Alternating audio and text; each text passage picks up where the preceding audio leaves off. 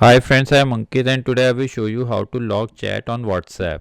Friends, now on WhatsApp you can very easily log and hide any chat conversation by password so that no one will able to see your important WhatsApp chat with someone. So to do so you simply need to open WhatsApp. Now suppose I want to hide and password protect chat with this person. So to do so I simply need to select the chat window, and after selecting the person I need to press on the three dots, and here I need to press on log chat. Now press on continue.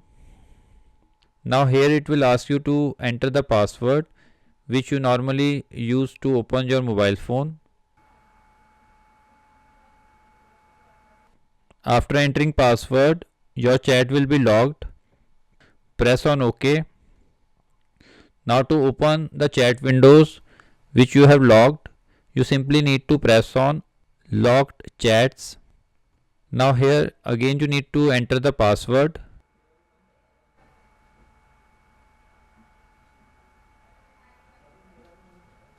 Now here you will find all the chats which you have logged. So friends, like this you can very easily log any chat on WhatsApp. I hope you find this video useful.